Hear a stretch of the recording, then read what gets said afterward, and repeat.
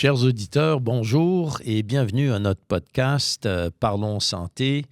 Alors, Dr Benaïm Albert, Dr Raphaël Assayag, Assayag. Dr Azoulay. Alors, nous sommes trois médecins généralistes, donc des médecins de famille ici chez Physimed. Et comme vous savez, nous avons lancé un podcast que nous publions à toutes les 2 semaines. Donc, il y a 2 semaines, on parlait de prévention, qui est un sujet vraiment au cœur de notre pratique et de ce qu'on fait. Et aujourd'hui, on va vous parler du bilan de santé, qui est en fait un outil qu'on utilise parmi tant d'autres dans le cadre de la prévention. Et on va vous expliquer un petit peu ce à quoi ça consiste, un bilan de santé, à qui ça s'adresse, qu'est-ce qu'on fait durant un bilan de santé, etc. Alors, sans plus tarder... ce que moi je constate, là, je ne sais pas si c'est votre opinion, là, c'est que souvent les patients s'imaginent qu'un bilan de santé, c'est on fait une prise de sang et on mesure la pression artérielle, puis c'est ça le bilan de santé. Alors, en ce qui me concerne, c'est beaucoup plus que ça. Ce que je viens de décrire, c'est tout à fait inadéquat. Je ne sais pas ce que vous en pensez. c'est vrai que beaucoup de patients, ils viennent pour leur bilan de santé, ils ont l'impression qu'on va simplement faire des prises de sang, une série de prises de sang qu'on coche. Ça fait partie, mais c'est sûr que c'est juste une toute petite partie. On cherche pas seulement des maladies, on cherche pas seulement des anomalies. Il y a beaucoup plus qui va en arrière de ça. On cherche à faire de la prévention. Oui, c'est un peu qu'on l'avait discuté, c'est que les patients, ils s'attendent, au moins ils ont l'habitude, quand ils voient leur médecin, il y a tous ces tests qui sont faits, puis voilà, mon bilan est fait, c'est bon. Et malheureusement, je trouve que le système, généralement, favorise des rendez-vous qui sont un peu plus courts et généralement peu orientés vers la prévention.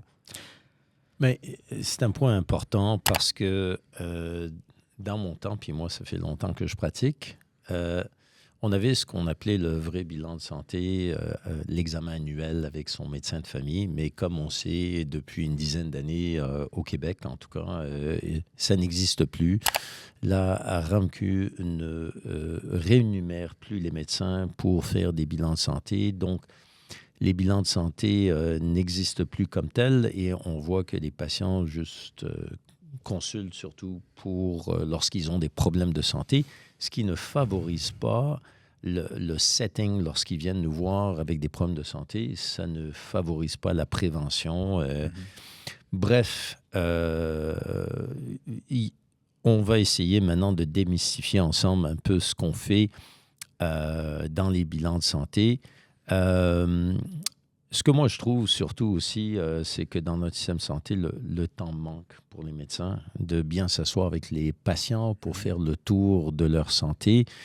On mesure quelques petites choses et des fois, les patients sortent rassurés de ça. Mais je ne sais pas ce que vous en pensez. Quand on fait des prises de sang, c'est ce qu'il y a de plus rapide et c'est souvent ce qui parle le plus aux gens.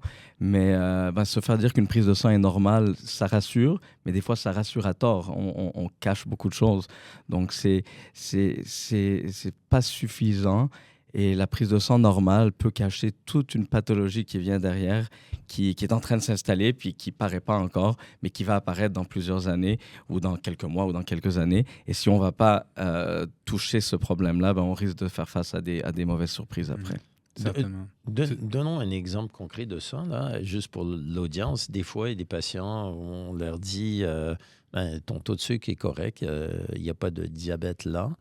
Mais le patient est un surpoids ou même obèse avec des facteurs de risque pour développer du diabète. Donc, cette normalité-là n'est pas une assurance à long terme, n'est-ce pas? J'appelle ça comme une bombe à retardement. Donc, c'est normal, on a l'impression que tout va bien, mais en arrière de ça, il y a tout le mode de vie qui est très important. Donc, les facteurs de mode de vie, de sédentarité, d'alimentation, de tabagisme, de sommeil, de stress et tout ça.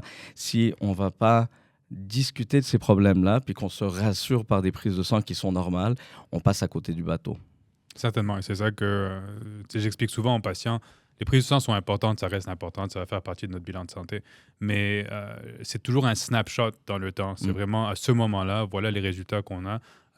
Et ça n'explique pas, comme vous avez dit, vraiment l'image globale du patient et de voir vraiment plus les tendances et de voir où on s'en bat après ce bilan de santé. On veut prévenir, on ne veut pas juste réagir quand c'est déjà installé ou trop tard.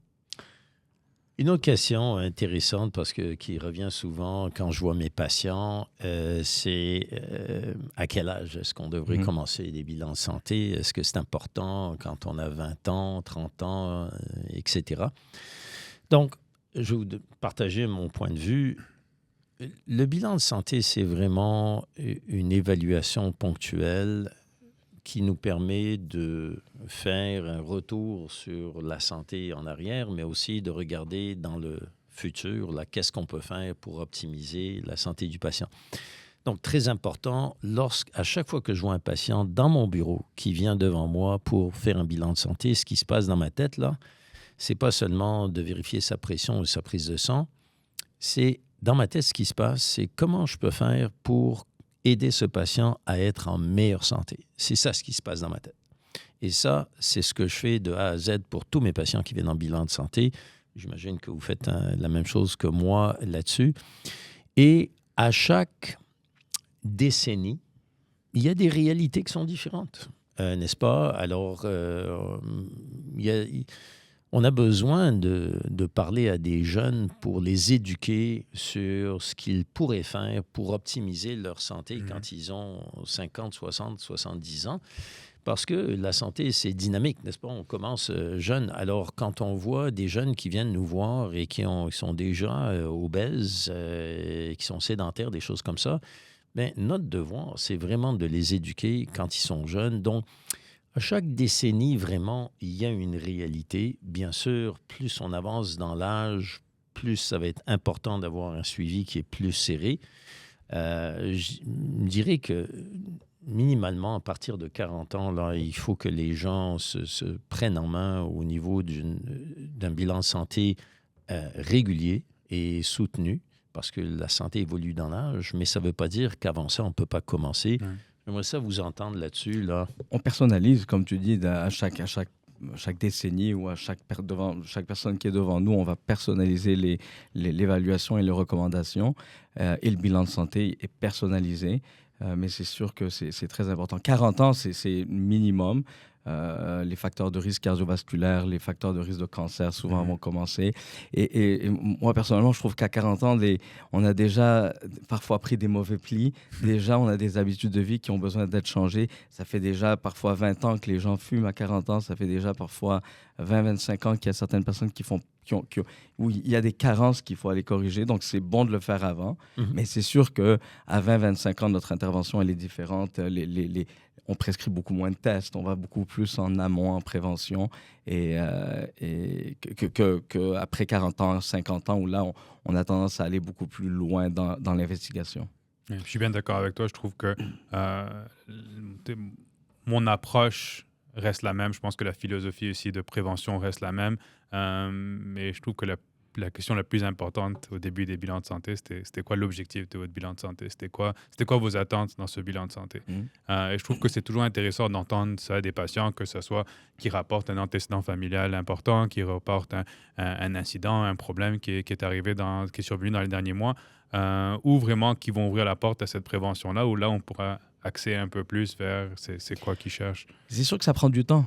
C'est ça, ça prend du temps. On ne peut pas faire ça en 5 minutes. On ne peut pas faire ça quand il y a une liste de problèmes. Quand quelqu'un vient parce qu'il a mal à l'épaule et il tousse, il a une bronchite, ben, évidemment, on va mettre l'emphase là-dessus.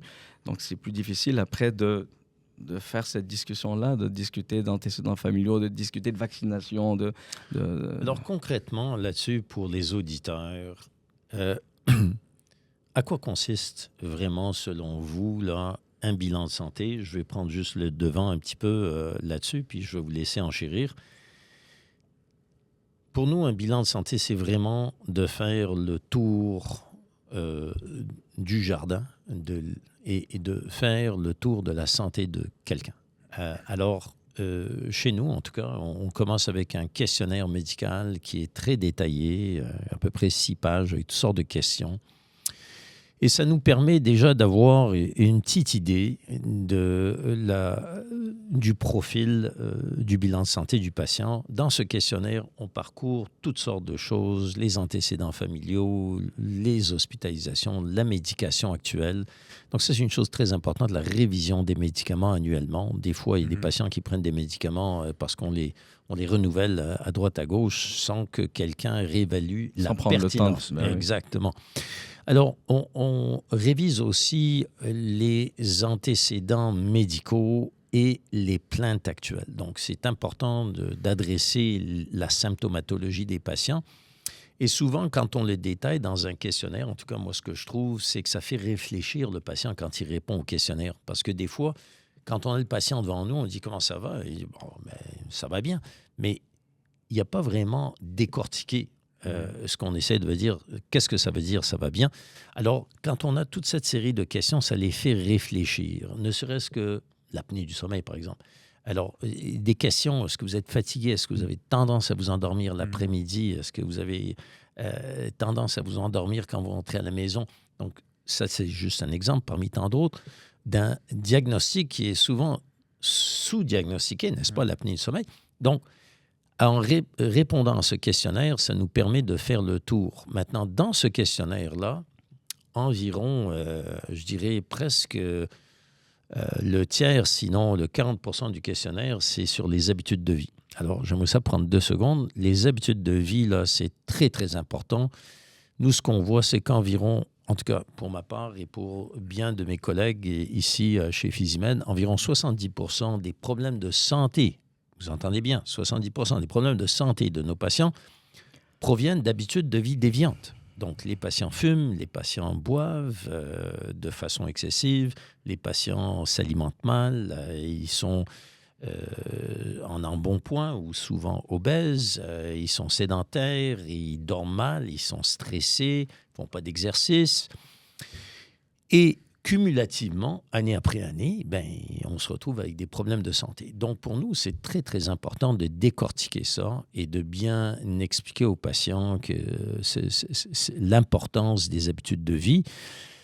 On fait aussi, on révise le dépistage de cancer, on pourra en parler, très important dans le bilan de santé. Donc, ce n'est pas juste une question de prendre la pression, il faut vraiment faire le tour. Alors, on commence par un questionnaire et qu'on révise avec le patient de façon ouverte. On met les patients à l'aise pour qu'ils s'expriment et nous disent les vraies choses, pour qu'on puisse les aiguiller, les orienter. Et ça nous permet aussi de mieux cibler ce qu'on veut cibler. Parce qu'au fur et à mesure qu'on a une discussion, nous, on se dit, on doit tester ça, on doit tester ci. Ça nous allume, ce questionnaire, cette révision du questionnaire. Je sais pas ce que tu en penses. Ça nous aide à mieux connaître le patient, à mieux comprendre parfois les sources du problème. Et puis, c'est des choses aussi...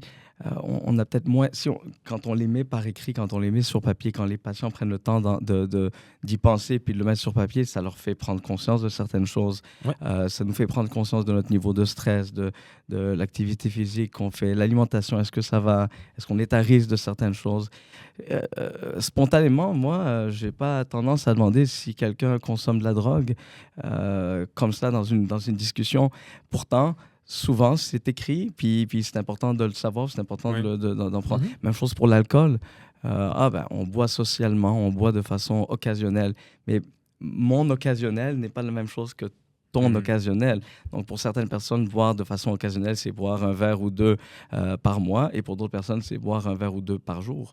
Donc, c'est important d'avoir cette discussion.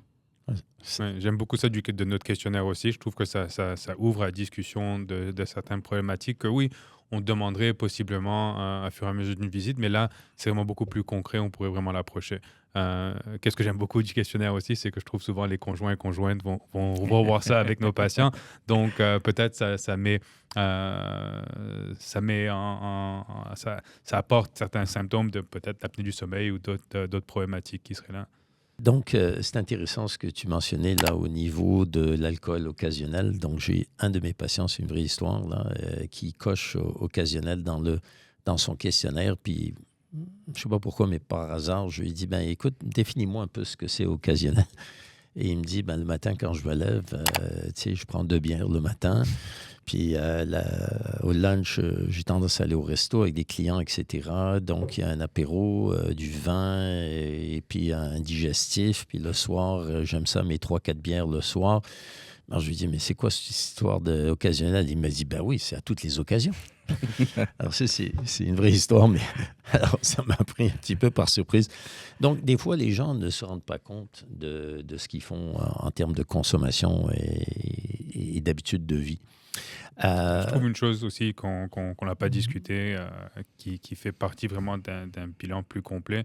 On a un peu touché, mais c'est vraiment ces tests de composition corporelle qu'on fait, qui nous permet de vraiment voir en détail plus par rapport, encore une fois, des méconceptions que certains patients vont avoir par rapport à leur poids, par rapport à leur habitude de vie.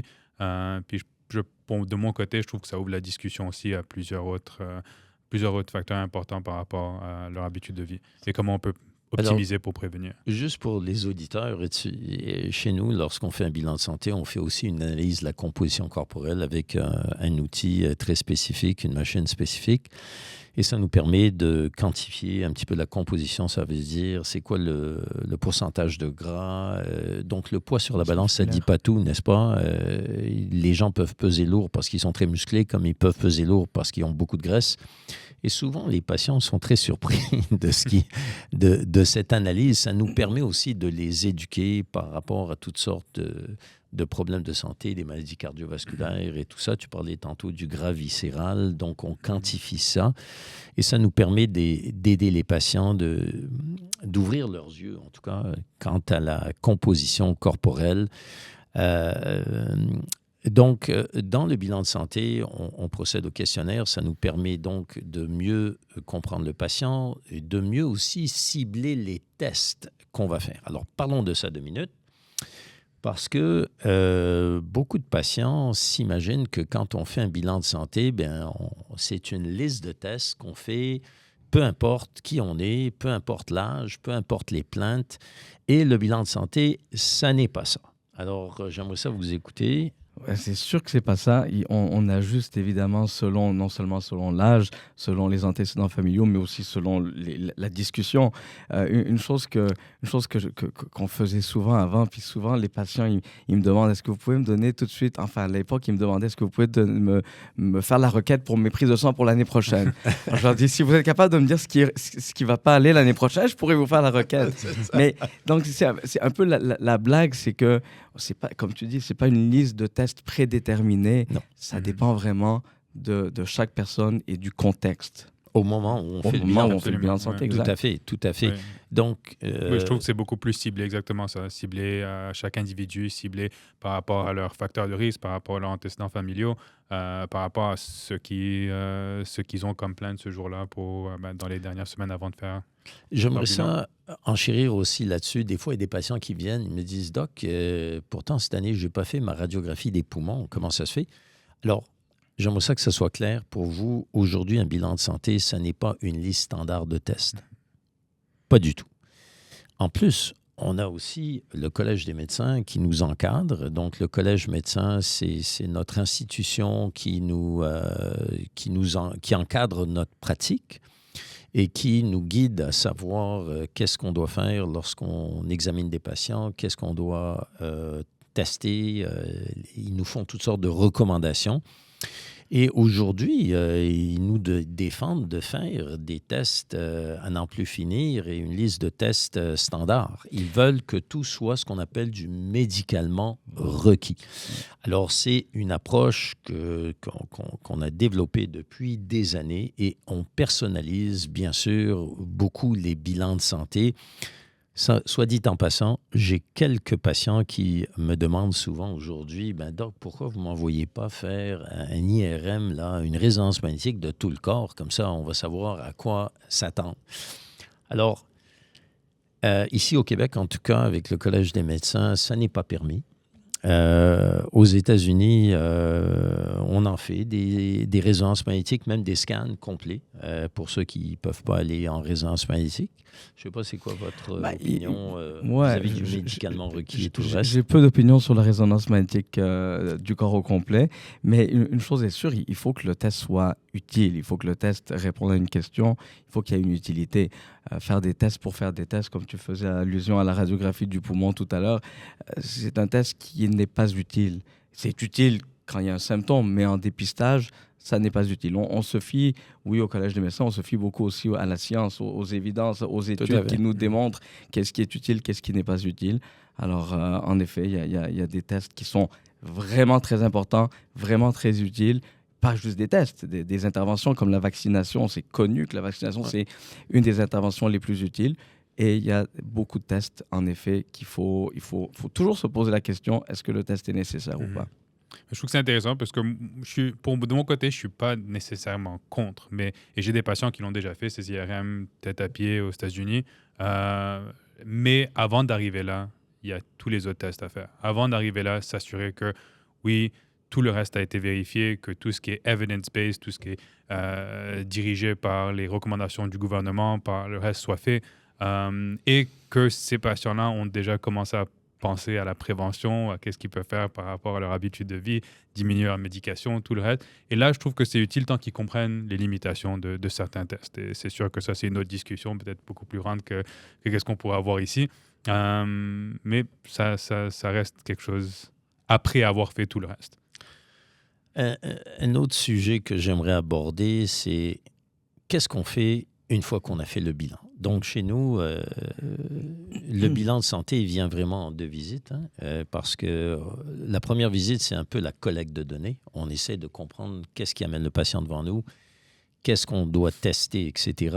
Mais la deuxième visite est super importante, qui est la remise des résultats, l'interprétation des résultats et le plan de match, le plan de traitement qu'on va suggérer aux patients pour optimiser leur santé. Encore une fois, moi, ce qui est dans ma tête, là, quand je vois un patient dans le bilan, c'est comment je peux faire pour aider ce patient à être en meilleure santé. Donc, quand je reçois les résultats, là, je leur donne les résultats et je leur explique aussi qu'est-ce qu'on pourrait faire pour optimiser les résultats. Et on peut toujours s'optimiser, on peut toujours s'améliorer. Une des choses, malheureusement, qu'on voit souvent en ce moment, c'est que les patients disent « j'ai fait des tests chez mon médecin, mais je n'ai pas eu de résultat. » J'imagine que c'est normal. No news, good news. On connaît ce truc-là. Pour moi, je trouve que c'est un manquement parce que ce qui est important, c'est vraiment de la discussion des résultats avec le patient pour planifier ce qu'on va faire l'an prochain ou les 2 ou 3 prochaines années. Je ne sais pas ce que vous en pensez au niveau de la remise des résultats, des discussions. Pour moi, c'est la partie la plus importante du bilan. C'est parce que ce n'est pas noir ou blanc. C'est pas noir ou blanc. Ce n'est pas parce que le taux de sucre il est normal et qu'il n'y a pas de diabète qu'il n'y a pas de problème. Et souvent, on a cette impression que c'est noir ou c'est blanc, c'est normal ou c'est anormal, alors qu'il y a des degrés. La glycémie, elle peut être normale, mais elle augmente depuis 10 ans. Puis elle se rapproche. Donc, si la personne n'est pas au courant qu'il y a un problème, qu'on se rapproche du prédiabète, il n'y aura pas d'intervention, il n'y aura pas de changement. Puis là, dans 3 ans, quand on va arriver au diabète, là, c'est trop tard. Alors, il faut intervenir avant et il faut sonner ces alarmes avant que le résultat soit anormal. Absolument, je trouve que là, c'est exactement ça. C'est vraiment la trajectoire qui est le plus important et de pouvoir voir les changements sur le temps, les changements des tests qui sont faits précédemment. Je trouve que souvent, quand on a un patient avant nous, qu'on a un diagnostic d'hypertension, de diabète, de problème de cholestérol, on a un peu un automatisme par rapport à notre approche, la discussion qu'on va avoir, la médication. De mon côté, je trouve que les conversations sont beaucoup plus intéressantes quand les résultats sont normaux, mais on voit qu'il y a une tendance qui s'en va vers un côté. Puis là, on parle vraiment beaucoup plus de prévention. Je trouve que c'est beaucoup plus satisfaisant pour les patients aussi de voir qu'ils sont capables de faire ces changements-là et de voir des résultats dans leur prochain bilan. Et on intervient tôt. Absolument. On n'attend pas qu'il soit trop tard. Donc, j'aimerais toucher un dernier sujet dans le bilan de santé. Donc, on a parlé beaucoup de prévention, de gestion de facteurs de risque, mais dans le bilan de santé aussi, on fait des dépistages précoces. Alors ça, c'est une autre chose de la prévention. C'est une chose de prévenir, mais aussi c'est une autre chose de dépister de façon précoce. Alors dans les bilans de santé, on s'organise aussi pour faire du dépistage précoce de certains cancers. Donc, ce n'est pas malheureusement tous les cancers qu'on peut détecter, mais il y a des programmes de dépistage qui sont très importants pour les femmes, ne serait-ce que le cancer du sein, le cancer du col de l'utérus, le cancer du côlon. Chez les hommes, on parle de cancer de la prostate, cancer du côlon. Chez les fumeurs aussi, cancer du poumon, parce que maintenant, on peut faire des scans, des low-dose CT qu'on appelle, qui peuvent détecter des cancers de poumon à l'étape précoce. Donc, ça aussi, c'est un facteur important. J'aimerais ça vous entendre sur ce sujet. Ben oui, évidemment. Je pense qu'on va en discuter un peu plus tard dans un autre podcast. Ouais. Franchement, c'est super important. Il faut regarder non seulement les antécédents familiaux, mais les facteurs de risque et puis l'âge. Aujourd'hui, il y a des cancers qu'on arrive à détecter tôt, même à des lésions précancéreuses, et ça change la vie. C'est un cancer qui est détecté en stade 1 ou avant même qu'il soit cancéreux versus un cancer qui est détecté tard. Ça fait toute une différence sur la survie, sur la qualité de vie de quelqu'un. Donc, quand il y a des tests disponibles, évidemment, ce n'est pas pour tous les cancers, quand il y a des tests disponibles, il faut vraiment y penser. Tout à fait. Une autre dernière chose que j'aimerais discuter, c'est la fréquence. Alors, des fois, les patients me disent... Doc, est-ce que je devrais venir annuellement parce que ça fait 3 ans que je viens, vous me dites que tout va bien, est-ce que je devrais venir annuellement? Alors, voici ce que je dis aux patients souvent. Je lui dis, écoute, quand tu viens me voir et que je te dis que tout va bien, c'est la meilleure des choses que je peux te dire. Let's keep it boring. Je leur dis, on doit garder les résultats de bilan de santé ennuyants parce que quand c'est pas ennuyant, ben, ça va pas être le fun pour toi. Donc, alors... fréquence, moi, je trouve qu'annuellement, c'est important. On discute de toutes sortes de choses. On peut détecter des tendances. C'est pas inusité de faire ça annuellement. On le voit, ne serait-ce que pour nos voitures, là, c'est beaucoup plus qu'annuellement qu'on fait des vérifications pour nos autos. Mais puis, ce qu'on voit surtout dans le milieu, c'est que les gens, des fois, ils viennent me voir, ils me disent, ça fait 10 ans que je n'ai pas eu un bilan de santé. Ou, il y en a d'autres qui viennent me voir, ils me disent, depuis que j'ai été avec le pédiatre, puis là, ils ont 42 ans. Alors, j'aimerais ça vous entendre. Qu'est-ce que vous en pensez de la fréquence? Oui, mais ça dépend de l'âge, évidemment. Je pense qu'à 20 ans, quelqu'un qui a un examen parfaitement normal, il n'y a peut-être pas besoin de venir à chaque année, mais certainement quand on arrive à la quarantaine, encore plus à la cinquantaine, certainement quand il y a des maladies chroniques déjà installées, où là, on a besoin de faire un suivi beaucoup plus rapproché. Puis, comme on dit en anglais, c'est un touch base. On regarde, on s'assoit, on fait un état photo de la santé, puis si tout va bien, ben, tant mieux. On cherche pas des problèmes, on cherche pas des problèmes, mais vaut mieux prévenir que guérir, comme on dit. Tout à fait. Je trouve que c'est beaucoup plus individualisé. Comme vous avez dit, à partir de 50 ans, 40 ans, 50 ans, c'est sûr que je recommanderais plutôt annuellement. Mais avant, ça dépend aussi. Il y a des patients, vous savez aussi, il y a beaucoup des enfants ou des enfants de nos patients qui font partie de nos suivis. Et ça aussi, parfois, ça ne veut pas dire de faire un bilan de santé complet comme on vient de discuter, mais au moins d'avoir, comme je dis, un check-in, de voir comment ça va, de toucher d'autres aspects que peut-être on ne va pas nécessairement discuter chez un monsieur, madame de 50 ans. Absolument. Alors, sur ce, je pense qu'on a fait un peu le tour du bilan de santé. En ce qui nous concerne, pour nous, c'est très important. On a touché à la prévention la première fois. On a décortiqué un petit peu plus le bilan de santé. Parlez-en à votre médecin. Discutez avec votre médecin de l'importance. Puis, prenez votre santé à cœur. Je dis toujours à mes patients, c'est votre bien le plus cher. Donc, il faut le soigner.